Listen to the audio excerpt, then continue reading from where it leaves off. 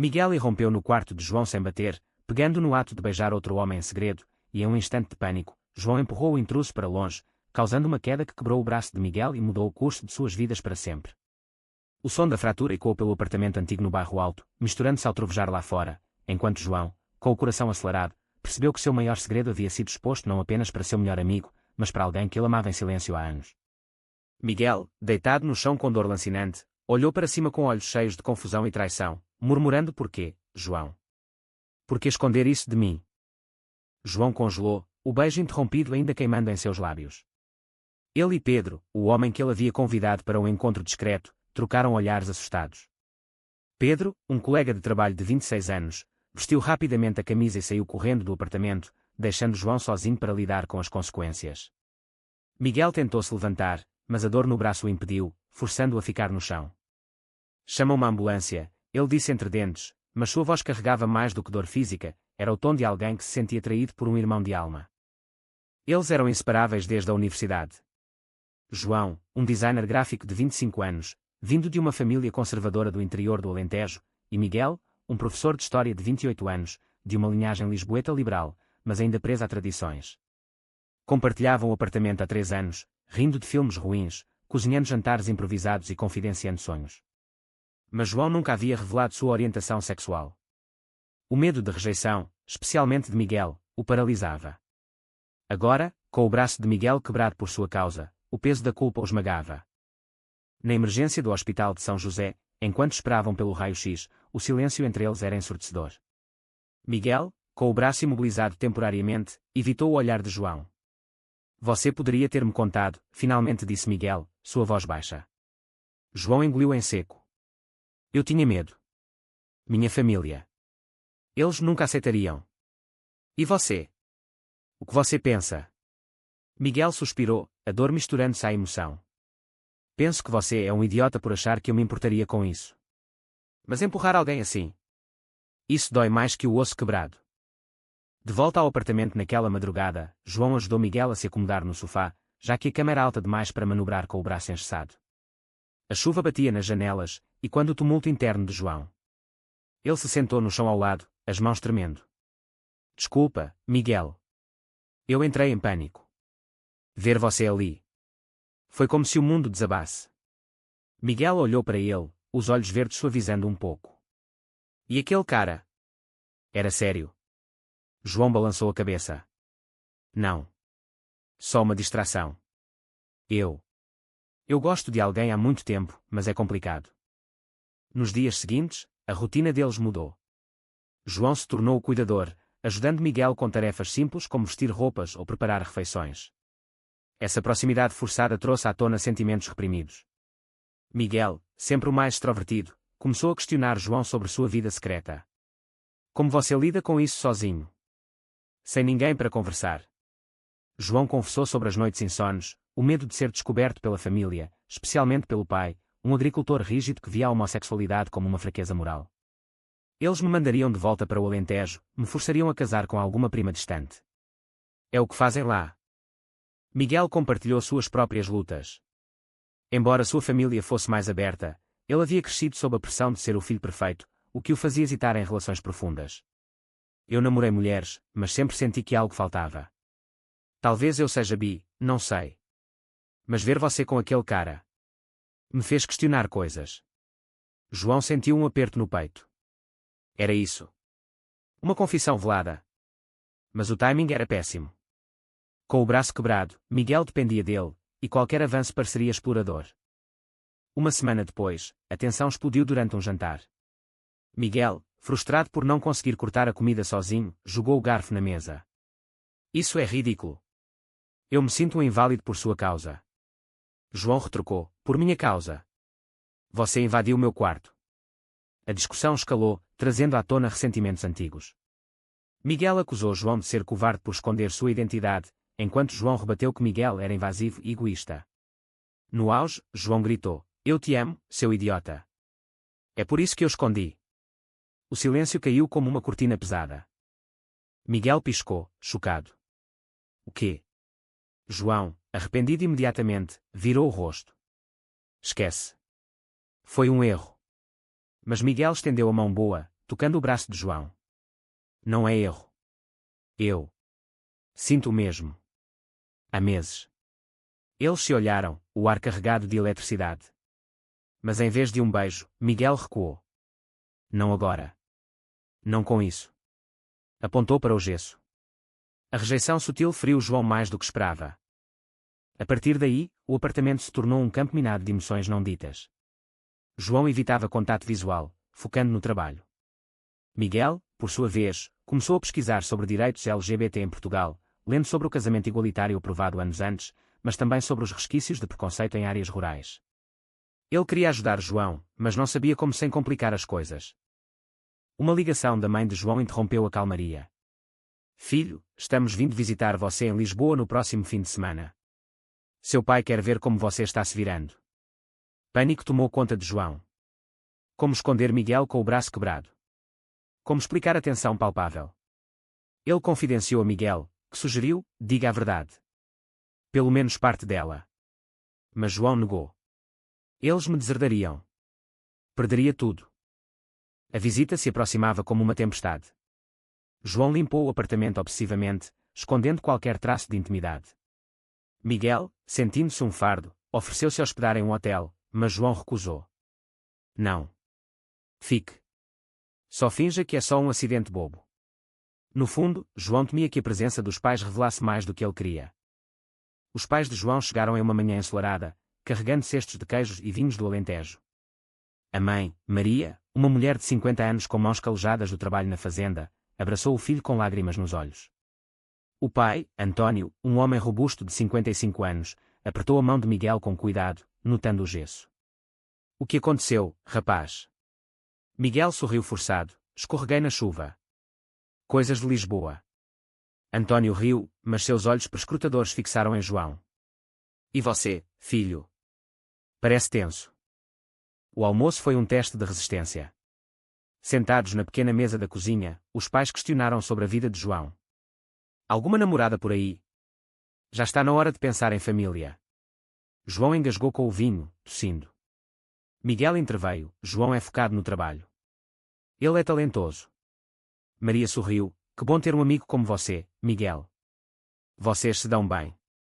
João assentiu rapidamente, mas o pai franziu a testa. Homens morando juntos. Em Lisboa, ouvi dizer que tem muita influência estranha. A tensão subiu. João mudou de assunto, falando sobre seu último projeto de design. Mas António insistiu. Lembra do seu primo Luís? Ele se envolveu com bobagens na cidade e acabou voltando para casa. Casou, teve filhos. É o caminho certo. Miguel, incapaz de se calar, disse calmamente: Senhor, o mundo mudou. As pessoas devem ser livres para amar quem quiserem. António o olhou friamente: liberdade. Isso é desculpa para pecado. A Bíblia é clara. João sentiu o estômago revirar.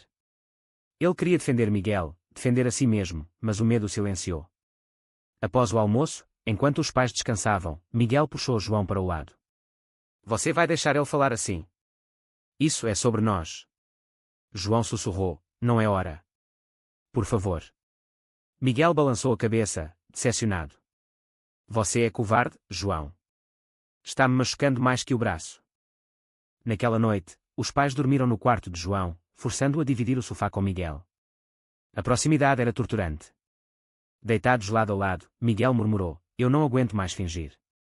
João virou-se para ele: só mais um dia. Eles vão embora amanhã. Mas Miguel tocou sua mão no escuro. E depois? Vamos continuar escondendo. João não respondeu, mas o toque enviou ondas de desejo e culpa através dele. No dia seguinte, durante um passeio pelo Chiado, António confrontou João sozinho. Vi como você olha para Miguel. Não sou cego. Isso é contra tudo que te ensinei. João negou veementemente: pai, é só amizade. António bufou: melhor que seja. Se não, não volto para casa. As palavras cortaram como faca. De volta ao apartamento, João desabou em lágrimas após a partida dos pais. Miguel o consolou, abraçando-o com o braço bom. Eles não entendem. Mas eu entendo. Esse momento de vulnerabilidade os aproximou. Pela primeira vez, eles conversaram abertamente sobre seus sentimentos. Miguel admitiu que havia se questionado sobre sua sexualidade após conhecer João. Você me faz sentir vivo. João confessou seu amor, mas alertou: minha família é uma barreira. E a sociedade? Em Portugal, é legal, mas o preconceito ainda existe. Miguel sorriu: vamos enfrentar juntos. Mas a realidade bateu à porta. No trabalho, João ouviu colegas fofocando sobre um funcionário demitido por ser gay. O chefe é conservador, disseram. Isso o fez hesitar. Miguel, por sua vez, enfrentou problemas na escola onde lecionava. Um pai de aluno reclamou de suas ideias progressistas após uma aula sobre história LGBT. O diretor o advertiu: cuidado, Miguel. Não queremos controvérsias. A pressão montava. Eles decidiram manter o relacionamento em segredo, saindo apenas em lugares discretos. Mas uma noite, em um bar no Príncipe Real, conhecido pela cena gay, eles foram vistos por um amigo de Miguel, Tiago. No dia seguinte, Tiago confrontou Miguel: você e João. Sério? Achei que você gostava de mulheres. Miguel confirmou, pedindo descrição. Mas Tiago, invejoso por um antigo crush em Miguel, espalhou o boato. O boato chegou aos ouvidos da família de Miguel. Sua irmã, Ana, ligou furiosa: mamãe ouviu de uma amiga. É verdade. Você sabe que papai tem problemas cardíacos. Isso pode matá-lo. Miguel defendeu-se: é minha vida, Ana. Mas a culpa o consumiu. Ele confrontou João: isso está nos destruindo. Talvez devêssemos parar. João, ferido, rebateu: parar. Depois de tudo. A discussão terminou em silêncio frio. Dias depois, Miguel recebeu uma oferta de emprego em Porto, longe de Lisboa. Talvez uma pausa nos faça bem, disse ele. João sentiu como uma traição. Você está fugindo. Miguel negou: estou protegendo nós dois. Mas no fundo, era medo. João, sozinho no apartamento, questionou suas escolhas. Havia valido a pena o risco? A mudança de Miguel para Porto foi como um rasgo no tecido da vida de João. O apartamento em Lisboa parecia vazio, e quando memórias de risos e confissões. João mergulhou no trabalho, aceitando projetos extras para preencher o vazio. Mas as noites eram longas, preenchidas por mensagens não respondidas e chamadas perdidas. Miguel respondia esporadicamente, alegando estar ocupado com a nova escola. Preciso de tempo para pensar, escreveu ele uma vez. João, sentindo-se abandonado, procurou apoio em um grupo LGBT online. Lá, conheceu Luís, um ativista de 30 anos que organizava eventos em Lisboa. Luís o convidou para uma reunião no Time Out Market. Venha, vai te ajudar a processar. João hesitou, mas foi. No encontro, ouviu histórias de rejeição familiar e superação. Isso o inspirou, mas também o fez questionar, porque Miguel havia fugido. Uma ligação surpresa de Miguel veio semanas depois. Sinto sua falta, João. Mas aqui em Porto, as coisas são diferentes. Menos pressão. João explodiu: diferentes. Você me deixou sozinho com tudo. Miguel admitiu: eu tive medo. Meu pai teve um susto cardíaco após ouvir os boatos. Culparam a vida moderna. João suavizou: volte. Podemos enfrentar juntos. Mas Miguel recusou: não ainda. A distância o esforçou a confrontar demónios internos. João visitou os pais no Alentejo, determinado a revelar a verdade. Sentado na cozinha rústica, ele disse: pai, mãe, sou gay. António levantou-se bruscamente: saia da minha casa. Maria chorou: como pudemos falhar assim? João partiu de coração partido, mas com um senso de liberação. Ele ligou para Miguel: eu contei. Perdi eles. Miguel, chocado, disse: você é corajoso. Eu. Não sei se consigo. Miguel, em Porto, começou a namorar uma mulher, Sofia, para testar seus sentimentos. Mas era uma fachada. Ele pensava em João constantemente. Sofia percebeu: você ama outra pessoa, não é? Miguel confessou, terminando o relacionamento. Isso levou a uma crise: era ele realmente bissexual, ou o amor por João o definia? João, de volta a Lisboa, envolveu-se mais com a comunidade LGBT. Ele ajudou Luís em uma campanha contra a discriminação no trabalho. Durante um evento, foi confrontado por um ex-colega homofóbico. Você é um deles. Nojo. João rebateu: nojo é seu preconceito. A briga quase virou física, mas Luís interveio. Isso fortaleceu João, mas o deixou exausto. Meses passaram. Miguel retornou a Lisboa para uma conferência. Eles se encontraram no apartamento antigo. O reencontro foi tenso. Eu errei em ir embora, disse Miguel. João, magoado, você me traiu. Miguel negou, nunca. Sofia foi um erro. Eles discutiram horas, revivendo dores. No final, se abraçaram, lágrimas misturando-se. Vamos tentar de novo, sussurrou Miguel. Mas o passado os assombrava. A família de Miguel o pressionava para casar. Encontre uma boa moça, dizia o pai. Miguel mentia, mas a culpa crescia. João, por sua vez, recebia cartas hostis dos pais. Volta ao caminho certo. A sociedade portuguesa, apesar de progressista, ainda tinha bolsões de intolerância. Em um jantar com amigos, um comentário homofóbico de Tiago reacendeu a briga. Miguel defendeu João, mas Tiago revelou: eu espalhei o boato por ciúmes. A traição chocou Miguel. Eles decidiram confrontar as famílias juntas. Primeiro, a de Miguel. Em uma reunião familiar, Miguel anunciou: amo João. Somos um casal. O pai sofreu um colapso, precisando de atendimento médico. Ana acusou: você o matou. Miguel, devastado, questionou sua escolha. Valeu a pena. João consolou: sim. Verdade liberta. O incidente com o pai de Miguel deixou cicatrizes profundas. Hospitalizado por stress, o velho senhor recusava ver o filho. Miguel mergulhou em depressão, culpando-se. João o apoiava, mas sentia o peso. Eu causei isso, disse ele uma noite. Miguel negou: não. O preconceito causou. Eles buscaram terapia, um psicólogo especializado em questões LGBT em Lisboa. As sessões revelaram traumas, João de rejeição familiar, Miguel de expectativas não atendidas. A terapia ajudou, mas a vida testava. No trabalho de João, o chefe descobriu o relacionamento e o rebaixou sutilmente. Projetos menos visíveis para você. João processou por discriminação, com a ajuda de Luís. O caso ganhou mídia, expondo-os. Jornais como o Público publicaram: designer luta contra a homofobia no local de trabalho. Isso trouxe apoio, mas também ódio online. Mensagens anônimas ameaçavam: cuidado nas ruas. Miguel, de volta à escola em Lisboa, enfrentou pais reclamando: não queremos que ensine ideias erradas aos nossos filhos. O diretor o suspendeu temporariamente. Desesperado, Miguel considerou mudar de carreira. Talvez eu deva ser historiador em um museu, longe de controvérsias. João incentivou: lute. Você é me ensinar. Uma reviravolta veio quando a irmã de Miguel, Ana, os visitou. Papai está melhor. Ele quer falar. No hospital, o pai, enfraquecido, disse: eu errei. O amor é amor. Lágrimas fluíram. A reconciliação foi lenta, mas real. Isso deu esperança a Miguel. Para João, a família permaneceu distante. Uma carta da mãe: rezamos por você. Ele respondeu: rezem pela aceitação. Sem resposta. Isso machucava, mas ele encontrou família na comunidade. Com Luís, organizou um workshop sobre saúde mental LGBT. O relacionamento deles amadureceu. Eles viajaram para o Algarve, buscando paz. Na praia, Miguel pediu: case comigo. João aceitou, mas com reservas. E as famílias? Miguel: nós somos nossa família. O planejamento do casamento trouxe novos conflitos.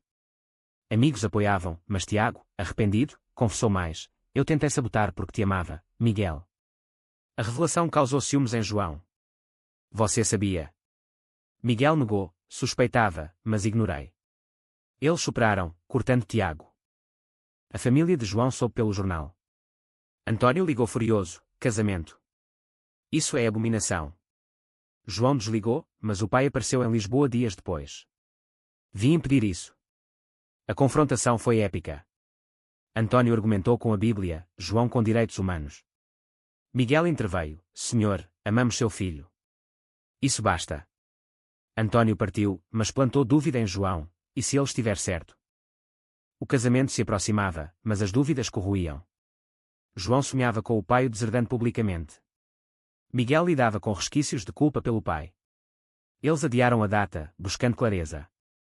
Em uma viagem a Sintra, entre castelos e névoa, conversaram profundamente. Vale o preço? Perguntou João. Miguel: sim, porque te amo. De volta, o caso de discriminação de João foi a tribunal. Ele ganhou, recebendo indenização e promoção. A vitória foi doce, mas exaustiva. Miguel voltou à escola, com apoio de colegas progressistas. A família de João surpreendeu. Maria apareceu sozinha, seu pai é teimoso, mas eu vim. Aceito você. Eles choraram, reconectando. Antônio, eventualmente, enviou uma mensagem: não aprovo, mas não te perco. Foi o suficiente. O casamento ocorreu em uma capela pequena no Tejo, com amigos e família parcial. Votos trocados, anéis colocados. Mas a felicidade era tingida de sacrifícios, amizades perdidas, carreiras abaladas, corações feridos. Anos depois, eles adotaram uma criança, enfrentando mais batalhas burocráticas e sociais. A vida era uma mistura de alegria e luta. João refletia: as escolhas foram certas. Foi correto priorizar o humor sobre a família tradicional, ou isso perpetua divisões sociais?